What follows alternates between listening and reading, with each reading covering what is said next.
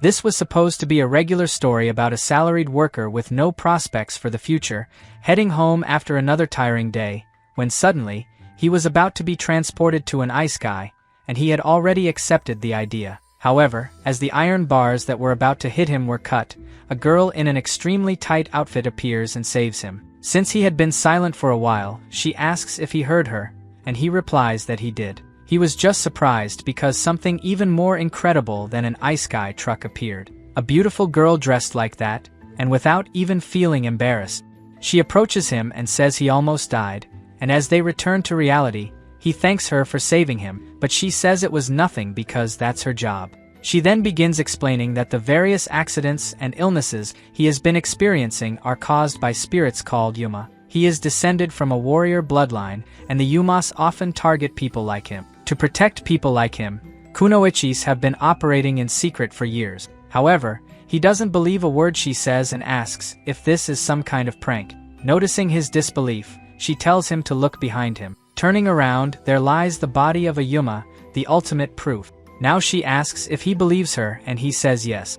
As they walk back home, the girl asks his name, which he tells her is Itsumi Tsukasa. Calling him by name, she says that now he can see the Yumas, which must be because his warrior blood has awakened. However, this will only make the Yumas hunt him more, and every day will be difficult. That said, she has a proposal. She will protect him, but in exchange, she will want something. Suddenly, she begins asking questions. Is he good at house chores?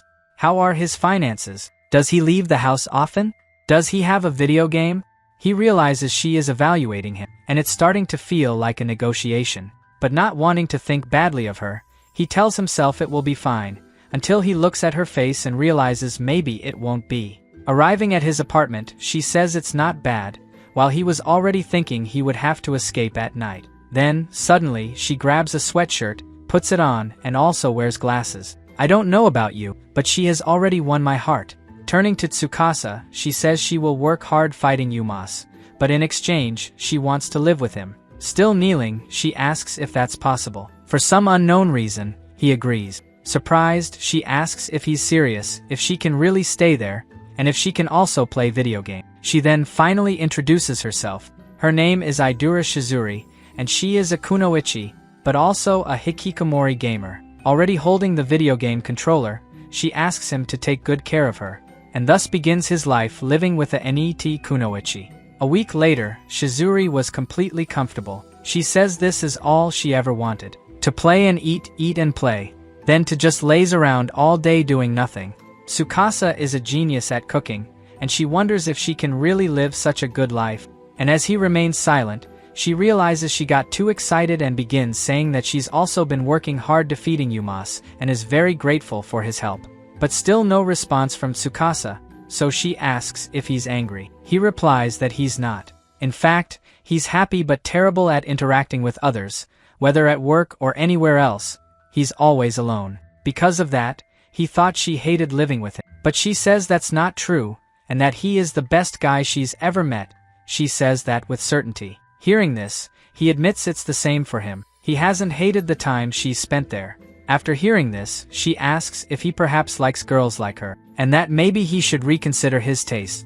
Later, she reveals that she almost exploded with embarrassment and happiness and hopes he didn't notice. She tries to convince herself that she's only there to continue her NEET life, but she can't deceive herself because her heart is weak when it comes to romance. When it comes to protecting Tsukasa, Shizuri does it flawlessly, as any elite Kunoichi should. As her master, he doesn't demand anything from her, yet she gives her all in battle. However, when she's off duty, she's just an ordinary NEET, and he doesn't complain about it at all. But ever since he said he didn't mind living with her, Shizuri hasn't been able to enjoy her games like she used to. She's been feeling guilty about just lazing around, so she wanted to help out with the housework, even if just a little. She wanted to return to her old NEET life, so she planned to ask him if she could help. But as soon as she goes to meet him at the door, he presents her with a new t-shirt. It was a limited edition from a game she loves, and she becomes extremely happy. When she asks why he gave it to her, he explains that it's simply a way of showing his appreciation for her. After all, she's been saving him every day and all that.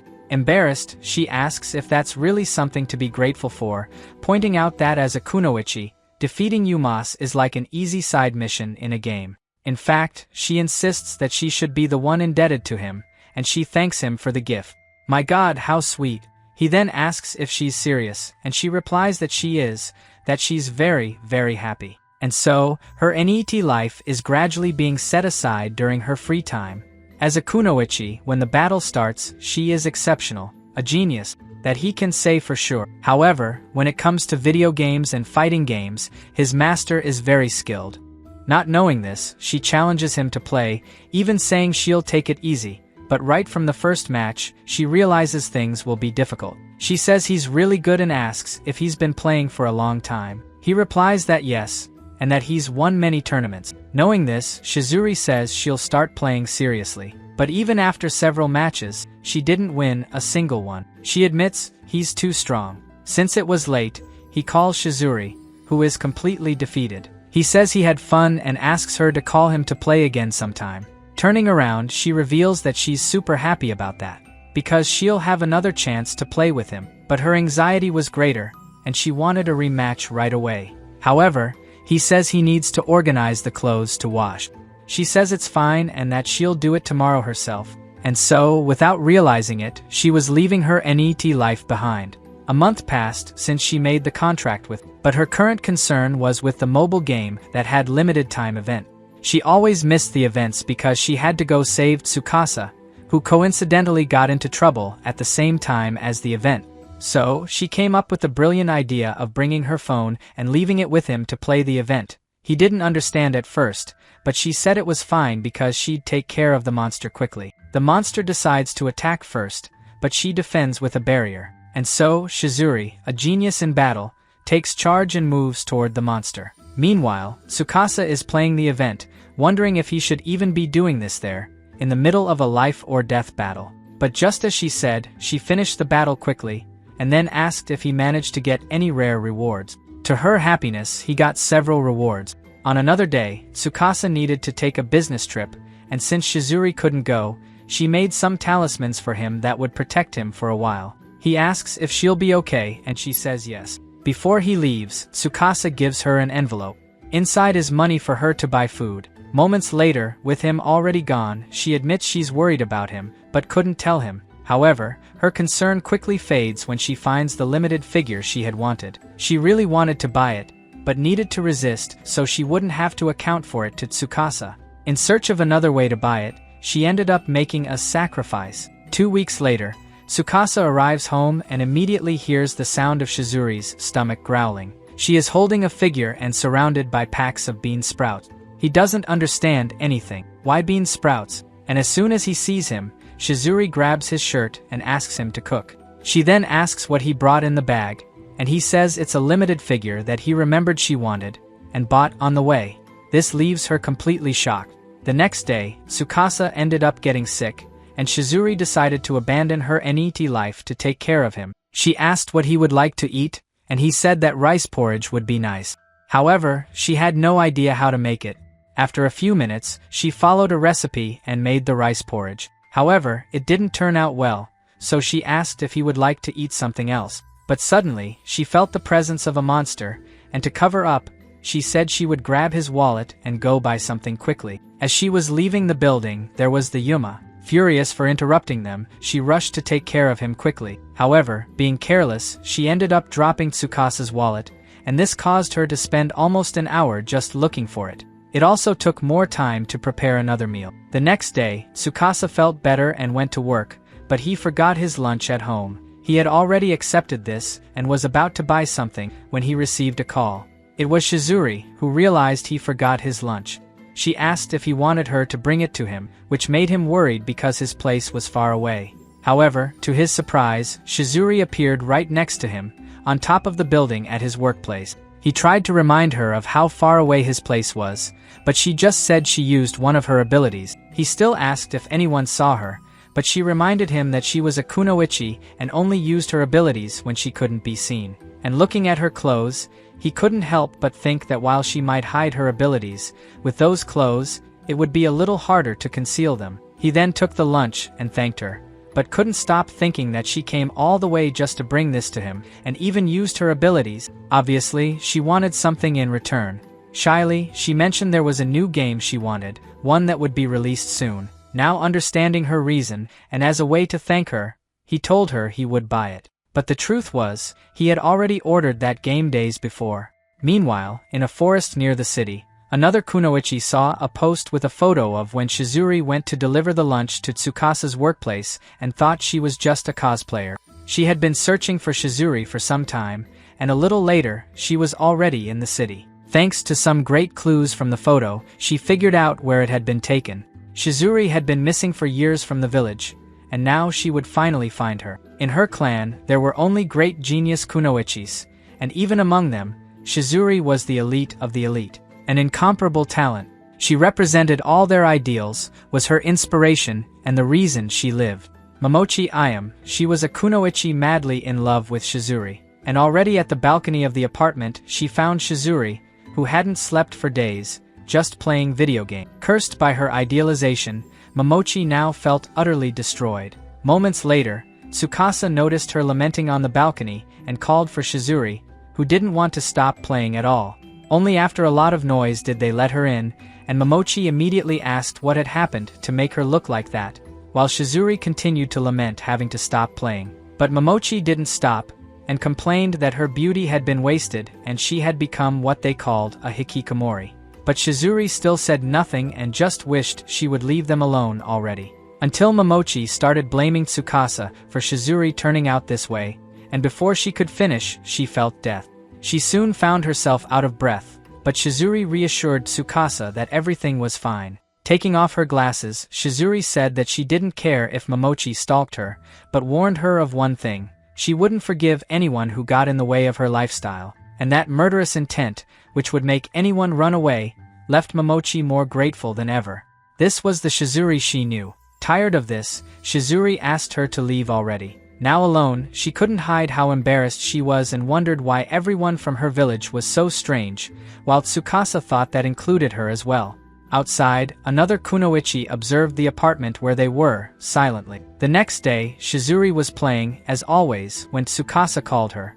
The Kunoichi who had been watching them yesterday was now on their balcony. Shizuri tried to ignore her and continue playing, but the girl didn't give up and knocked repeatedly on the window until Shizuri went to see her. Upon seeing her, Shizuri immediately got scared, as she knew her. Her name was Hina, and for some reason, Shizuri wanted to distance herself from her quickly. As soon as Hina asked for her help, a blackout happened. Hina tried to apologize for it, but while talking, a vase fell on her head, followed by a broom. She was extremely unlucky and brought bad luck wherever she went.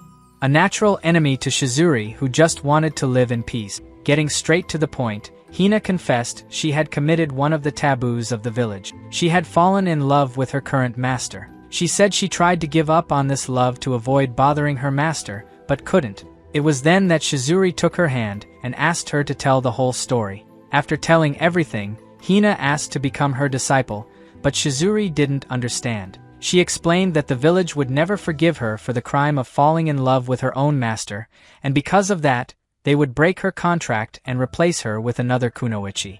Shizuri then said that if the village rejected her, she should just leave. However, Hina explained that she was of a lower rank and, without the help of the village, couldn't defeat the stronger monsters. That was why she wanted Shizuri's help to become stronger. Shizuri agreed to help, and on the first day, she discovered that Hina was good at martial arts but a beginner at ninjutsu. Hina's master then appeared, all dirty from their fights, and patted Hina's head, saying that just her trying her best was enough for him. Watching their relationship, Shizuri was reminded of Tsukasa, who soon arrived and offered her a drink. He commented that she and Hina were somehow very similar. Later, in another battle, Hina was apologizing for hitting Shizuri, who was trying to keep the enemy busy while attacking with ninjutsu. Exhausted, Hina fell to the ground, and Shizuri said that with her talent, she could become stronger. Just as she herself was about to collapse, Tsukasa caught her. She said it was fine, she just needed a quick break, and that if a junior Kunoichi needed her help, she had to take it seriously and help. Tsukasa then said that she was almost always relaxing to the maximum, and while hugging her, he said that there was no rest when it was to protect her. Caught completely off guard, she became extremely embarrassed and said she had already rested enough. Going to Hina, who had called her, Hina said it was enough and that she didn't want Shizuri or anyone else to get hurt anymore. Her master also lamented for being weak, and the creature they thought they had defeated stood up again. Shizuri was already ready to take it down again, but Hina asked to handle it this time. Until now, she had been so worried about her fear and bad luck that she hadn't thought about unleashing her powers fully. But just like she saw with the great Shizuri, who had gotten hurt even holding back, she decided to go all out. After seeing Hina performing a jutsu, Shizuri rushed to stop her, as it was a technique that even a chunin couldn't do. However, Shizuri didn't make it in time. Hina completed the technique and summoned an energy ball, and as Shizuri tried to stop her, she was sucked in along with the explosion, which destroyed and burned everything around them. Gasping for air and happy for having defeated the creature, Hina searched for Shizuri and soon found her, collapsed on the ground. The next day, in an effort to guard against any other kunoichi that might show up on the balcony, Shizuri builds a barricade. Tsukasa wonders how she's still able to move after everything that happened. Concerned, he tries to get her to lie down for a bit, but she refuses. She's been interrupted twice while trying to finish her farm, and even though she knows it's stubborn to keep playing when she's tired, she's determined to finish now. Just then, Tsukasa's phone rings, and while he answers it, Shizuri slowly drifts off to sleep. By the time he tries to tell her that he needs to leave for work, he realizes she's already asleep. He knows that despite her acting tough, the truth is she's exhausted. So, after covering her with a blanket, Tsukasa leaves the house but grabs the protective talisman. He wants to start living without relying on Shizuri all the time, but it wasn't a good idea to do that today. Caught completely by surprise by Mochi, Tsukasa admits to himself that it was a mistake to leave the house like this. But before Mochi can do anything, he asks if she's really going to do this. He'd heard from Shizuri that murder is a taboo for the kunoichi in the village. Mochi then pulls out her kunai, or so it seemed, as she immediately attacks him. Tsukasa tries to dodge but ends up falling, his protective talisman being cut. Mochi tells him to shut up and says she plans to cut off 1 or 2 of his limbs, and maybe then she'll forgive him, but he's going to feel a lot of pain. She's going to make sure of it. However, just as she's struck by a punch from a giant hand, the masochist is sent flying. A Yuma appears. Shizuri wakes up and remembers having a nightmare where she shot 400 times at a gacha but didn't get a single limited character. The pain of many. But she quickly recovers and realizes it was just a dream. Back to Tsukasa, who's now fighting to survive, trying his best to avoid direct attacks from the Yuma, but he's clearly struggling. The Yuma has him as its target, and he can't reach Shizuri. He thought this would be his end, but the creature is struck hard. Mochi crawls out of the wreckage from where she was thrown. She looks hurt, completely hit by the attack. But something's off. The truth is, she's enjoying it. A masochist with no redemption. That's when Tsukasa realizes she's okay. But while she complains about taking a punch, her thoughts wander, and she almost asks for more. Recovering her strength, she remembers her dream. No matter what, if anyone gets in her way, Mochi intends to exterminate them. Moments later, the creature from before is down. Tsukasa is amazed at the strength, but the punch she took awakened her other side, and now she wants more. No, too. Suddenly, another Yuma appears, much to Tsukasa's misfortune and Mochi's delight. Shizuri, still at the apartment, realizes she can't locate Tsukasa and starts to worry. Back in the battlefield, Tsukasa tries to hide from the rubble. But he starts to wonder what the hell he's watching. The fight continues, if we can even call it that, and Mochi reveals that she can't move her arms or legs anymore. She wonders if the monster is high level. She could let this continue since she still has to deal with Tsukasa, who hasn't awakened his talent yet. But she's already at her limit, in every sense of the word. In the end, she can't hold back, and a massive explosion destroys the creature. The explosion is so huge that Shizuri can see it from the building. Mochi is now finished, and Tsukasa tries to approach to help her, but she tells him to stay away. Then, everyone is in for a surprise. Looking closer, Tsukasa realizes that Mochi is actually a man. Absolute cinema with this plot, no doubt. Tsukasa can't believe it, but Mochi begs him to keep this a secret from Shizuri. However, Shizuri shows up right then and asks what the hell Mochi is doing there. He's in shock because this is the worst possible moment for her to appear. Taking advantage of the fact that she only saw his back, Mochi thinks and thinks, but then concludes that his only choice is to cover his front by hugging Tsukasa. And then he steps on a mine he didn't expect.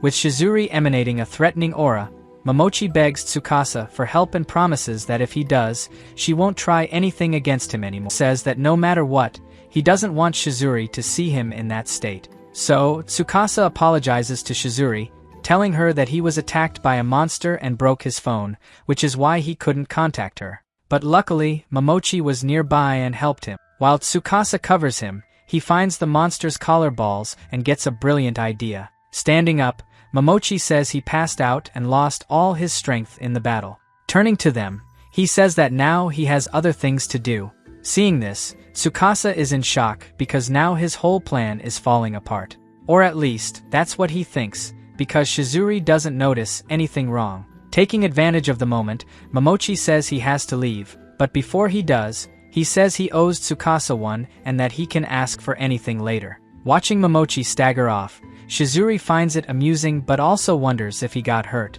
Back home, Shizuri apologizes to Tsukasa. She says she couldn't protect him, but he tells her it's not her fault and that it was his irresponsibility. But Shizuri says that the only thing she's really good at is protecting him, and aside from that, she's just an opportunist who can't do anything else. She admits she thought Tsukasa had gone after another Kunoichi to replace her because others aren't opportunists like her.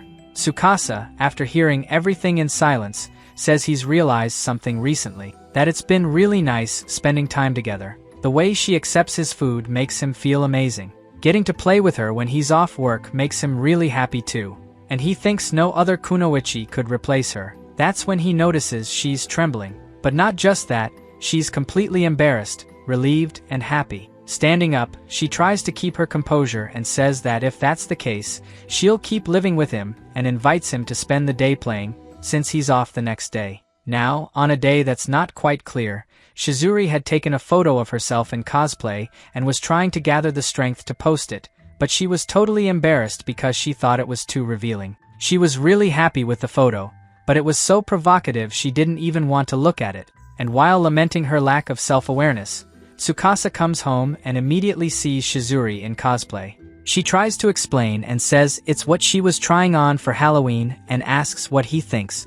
And my friends, not Tsukasa, but I loved it. And with that, we stop here. If you liked the video and want a part 2, or even more summaries in this style, hit the like button, subscribe to the channel, as it helps me a lot. See you next time.